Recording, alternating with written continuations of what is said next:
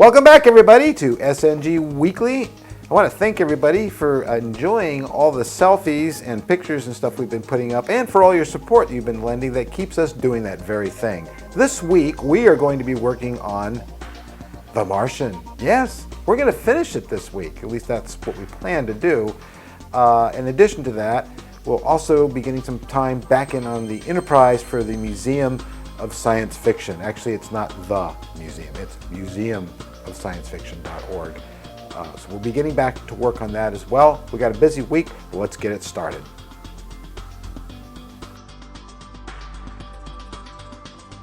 So we got this messy looking parts here with all the flash on it, and I got to trim all this stuff.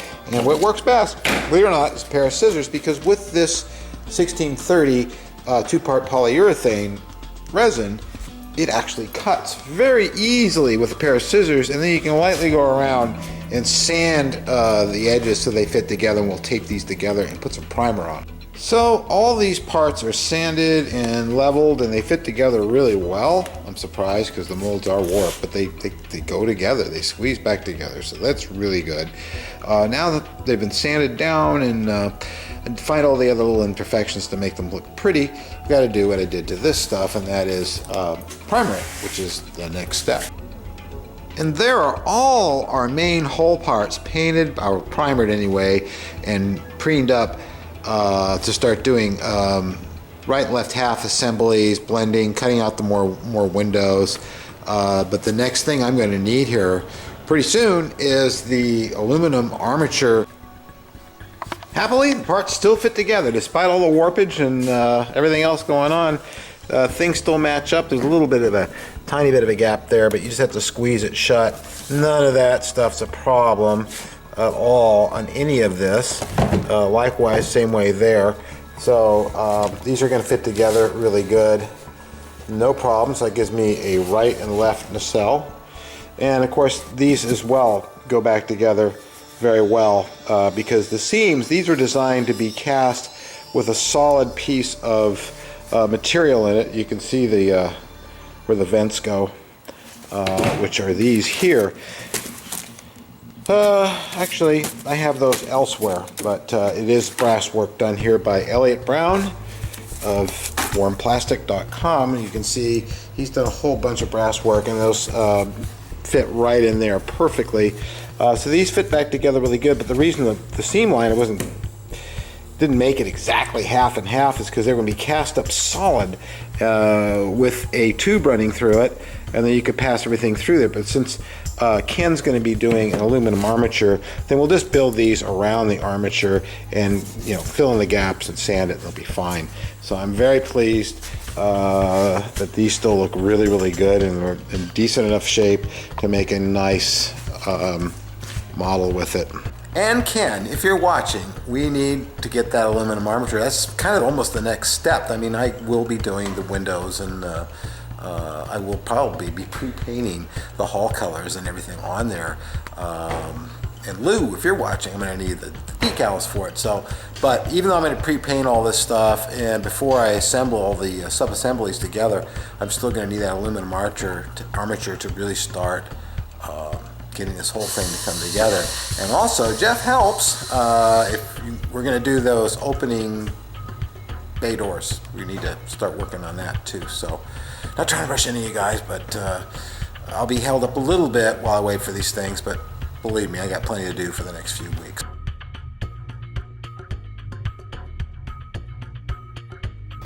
Rosie, say hello to everybody. Yes, the Wonder Dog.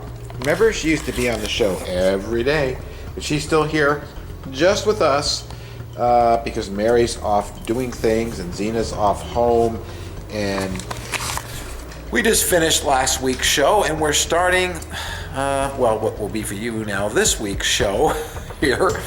And I'm back working on the puppet, and I'm making this piece here, and this is all, basic geometry and styrene, but I'm making this piece here to there, and then this is going to go on to here, and I'm hoping I can find some gauges that already exist, but I haven't been able to so far, so this will be temporarily tacked on. And here's my Mattel vacuform that Eric Nyquist gave me, which was just so really incredibly cool of you, Eric, to do, because this is actually really useful. This is something from the 60s and 70s, and it still works, as you will clearly see here in a second. As soon as I boot up,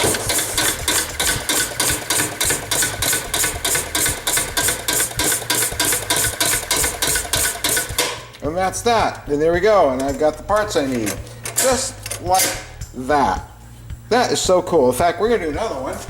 And I know you can get the plastic, you can still get the plastic for these. Some people make it with little pinholes in it and everything, but I just cut these sheets off based on the scrap plastic that Elliot Brown of warmplastic.com is so kind to send me scrap all the time.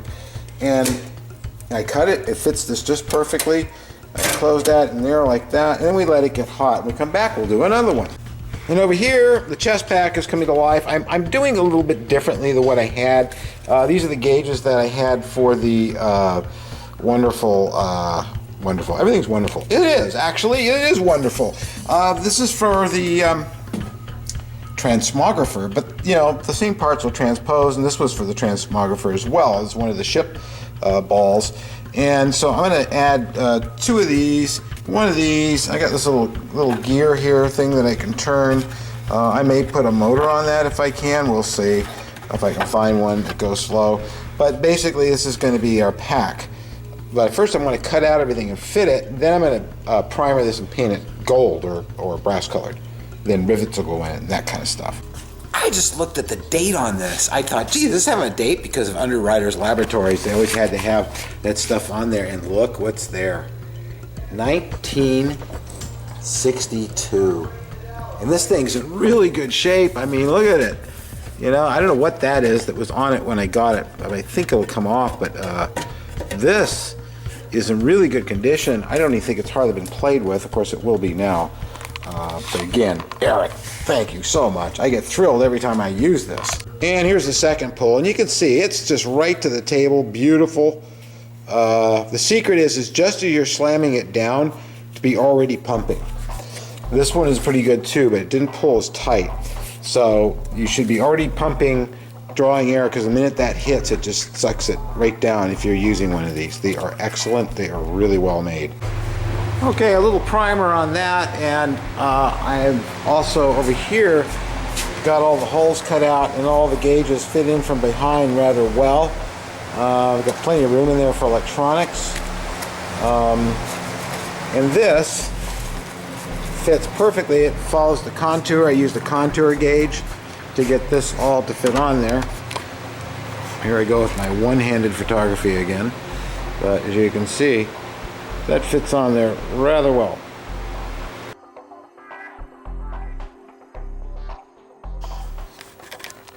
Whew, long day again, but as you can see, I'm starting to fatten out the body with some foam, and what the gaffer tape works great for is shaping the foam very quickly, and it holds its shape, and also when the fabric's on there, it won't grab on this as much. So you can see he's starting to have a little bit of anatomy to him now. And I temporarily put some paint on this. This is cobwebs as usual, my nemesis, but I wanted to tack this on. I just put some white plastic behind this to give a feel of what's going on there, but those will be lit gauges. This one's going to be turning all different colors like the bottom of the ship. These will have little wire gauges. This will have a wire gauge. I'm going to put a few blinking LEDs right here. And of course, some kind of oxygen packs on the back, although you won't really see them that well. I haven't figured out what I'm going to make those out of yet, but I'm sure I'll find something like, how about a couple of big Coke bottles or something like that, which will probably work really well. So I love just working with stuff that you have. Now he's got kind of a pose to him, the way he's sitting on the rig being that back there holding him in position so I can work on him. But now it's starting to fatten out. I cannot wait to get the helmet going on this, which is going to be coming up. I'm going to get those shapes going next while Mary works on the boots, the gloves, and the body stuff here. I got to get going on that helmet. But even before I finish this, I just want to mass it. I love massing everything together. Mass it all together and then go back in and tighten it up. Wow, that was a great day yesterday. In fact, the whole week's been really great here working on this Martian. I love it. Marty the Martian. Named by Mary, affectionately. What I did is I took some aluminum wire like this and I did this. Then I checked it this way to make sure that it was going to clear this way as well. And then what I did is fold a piece of paper in half, trace out the best side of this over there, clean it up. Now I'm going to cut this out and I'll have a template shape that's symmetrical on both sides and sculpt this out of clay, and the front and back and the sides are all the same. So all I have to do is one template or one plug to vacuum form both the front and back, and that's what we're hoping to accomplish today. You can see how symmetrical this is now. I have tacked it down with some spray adhesive, and I also used the cutaway because this will be cut out and used as a contour gauge. Ooh. Now I have everything I need to start sculpting this, and just like I did with the Martian dome, I'm going to do the same thing. So I'm not going to show you everything again, but you see how I arrived at this. And the thing that's great about keeping that cutout is that now I've got a contour gauge so that I can check the sculpture all the way around that it's going to be the right shape. And of course, both the front and back will match, and then I'll have a seam that goes around it.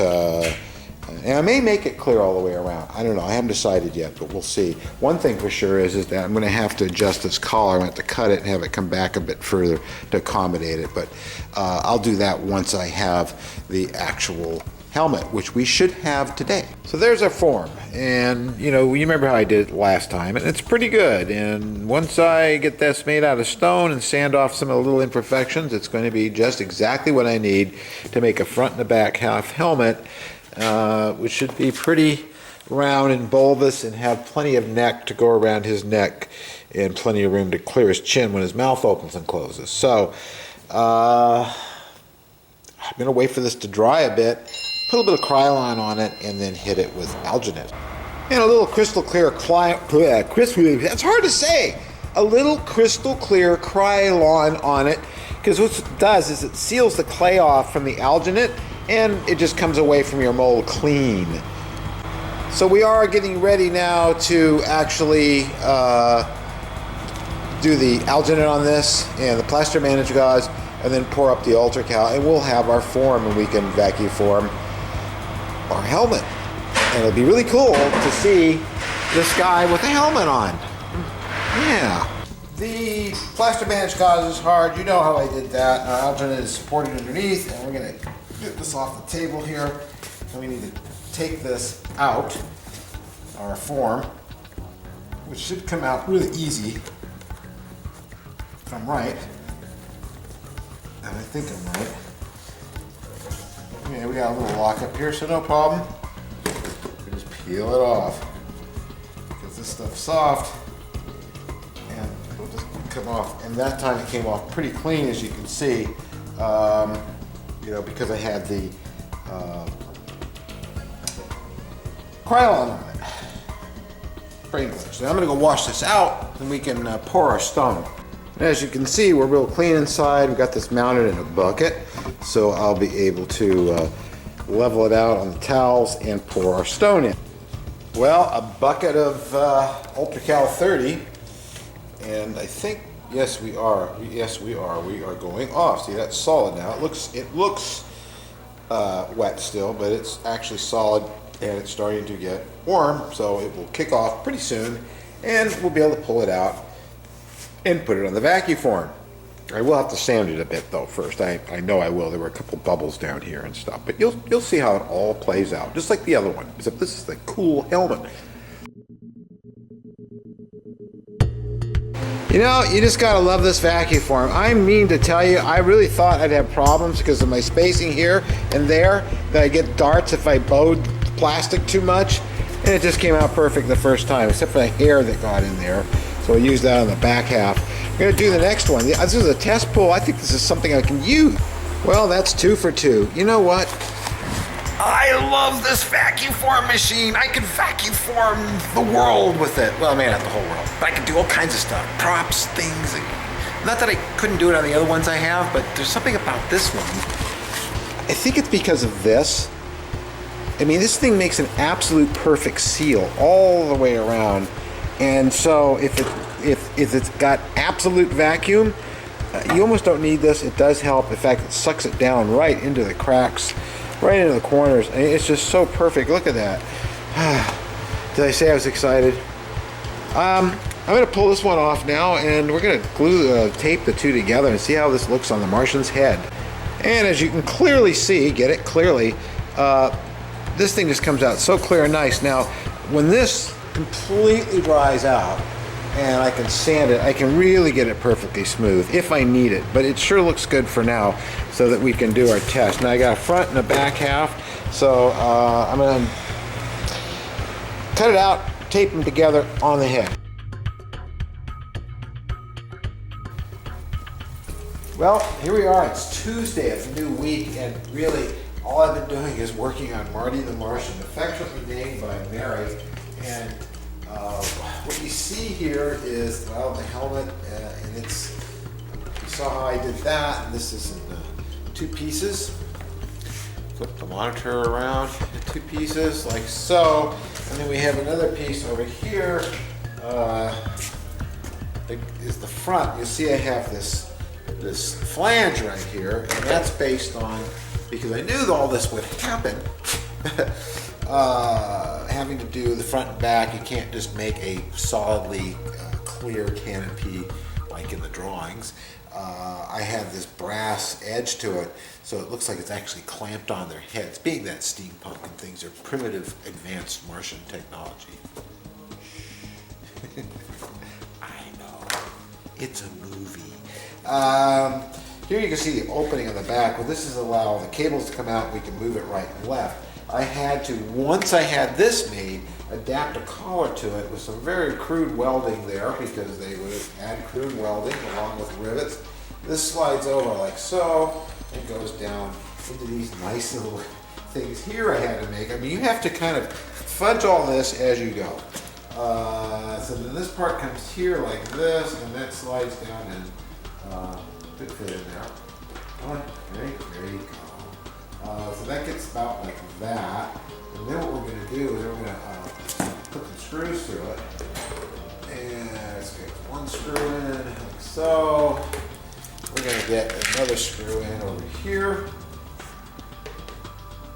There's a lot of jokes you can make right about now, but I'm not going to go there.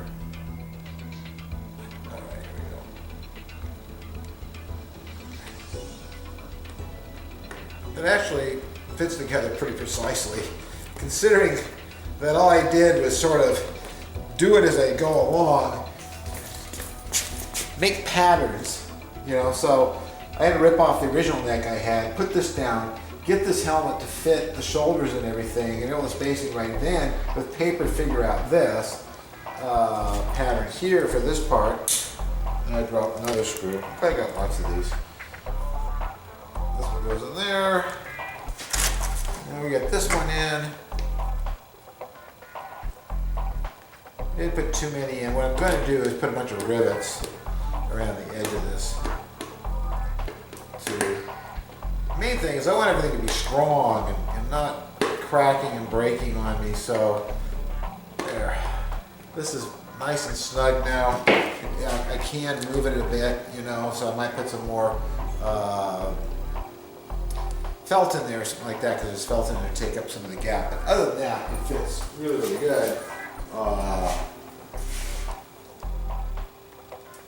What I love is seeing his face all move inside the helmet. You know? Good afternoon, gentlemen. I am Marty. I can't see what I'm doing.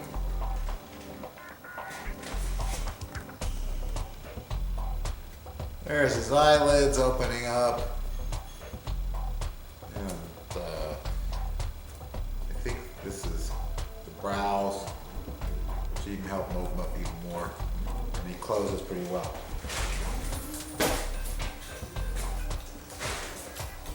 So I'm really pleased with the helmet, the way everything has gone, and now it's just a matter of going around and adding little pieces here and there where there's gaps, adding some rivets, touch up the paint. I'm going to patina this and make it look beat up, and some hits on it and stuff. And probably one thing I should show you is I didn't show you how it lights up.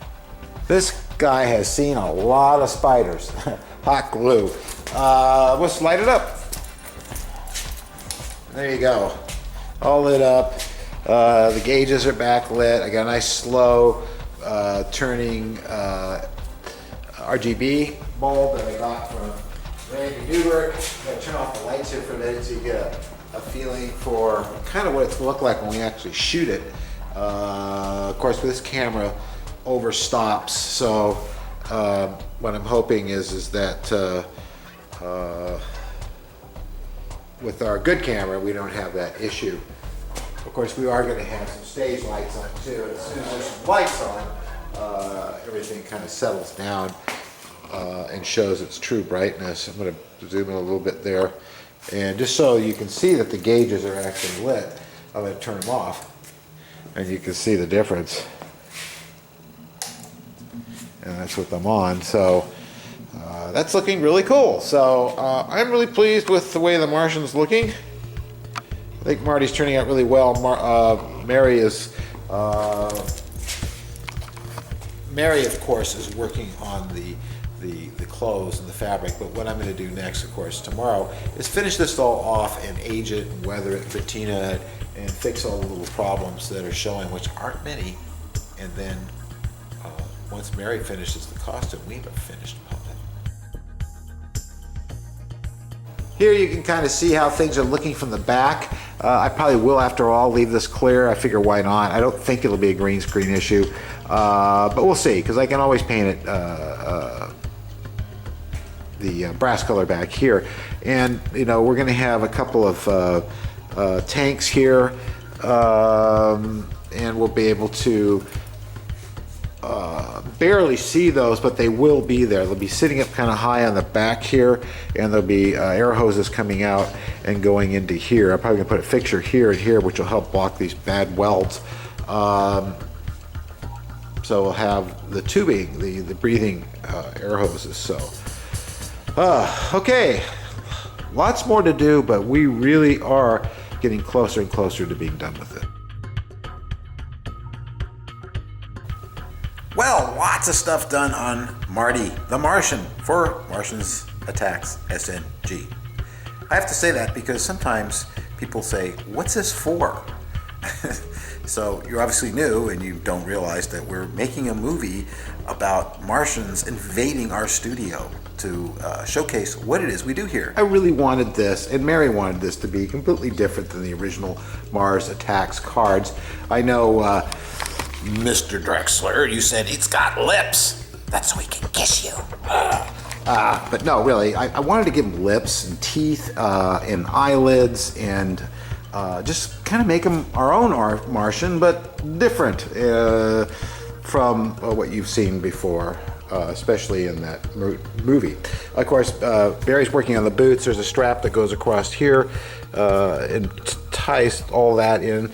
And we've got our Martian surface camouflage that's going on, and these arms will be on today. And I'm going to have to sculpt on these hands with epoxy sculpt or apoxy sculpt the shape of the gloves, but leaving it clear where it can bend, because we found it very difficult to actually make a fabric glove for it. So that's what we're going to do, which will sell just fine.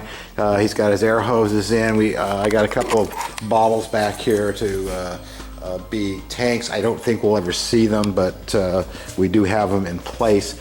And of course, everything moves on the face, and as soon as this puppet's completely done next week, we're going to be shooting some green screen, and we'll do some tests, and I will post some of those results. Also, you notice that we've got a new improved rig. I can now lift up the entire puppet and move it where I want to, which I couldn't do before. It was really hard to work on, and now he's completely mobile.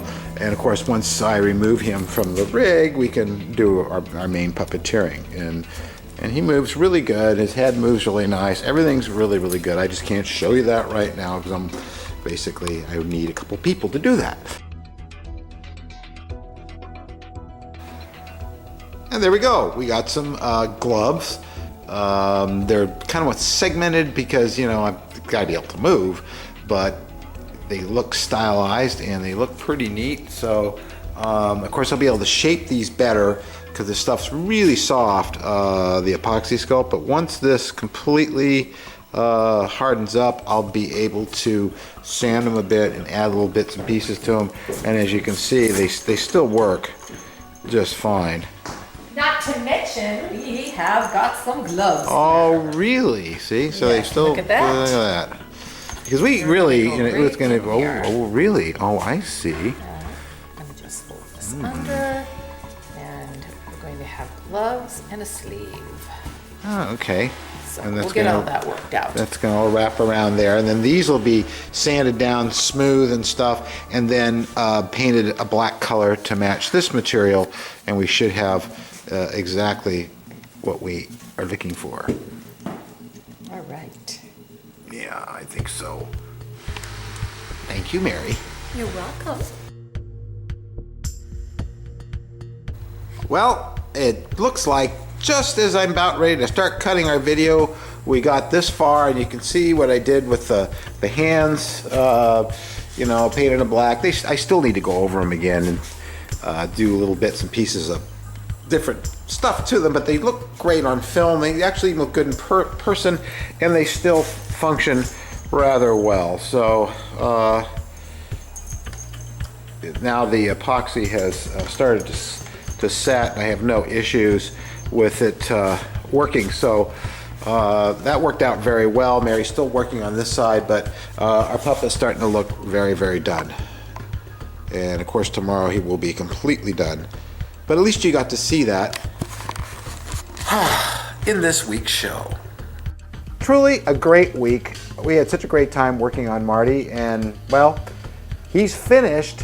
At least he will be after we do this video, because tomorrow he gets his final touches. But you got to see him up to the point where he's nearly done. So, and that means next week we're going to hopefully be able to do some shooting with that, and also the Martian spaceship. Again, I want to thank all of you for the support that you've been lending to us here at SNG to keep our doors open. You can go to our website, which you see listed right there.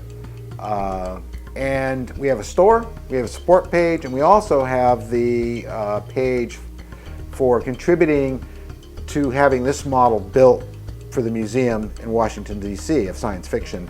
Of course, if you contribute $100, you get a little tiny figure of yourself that will be located, and you'll be able to see it through one of these windows here.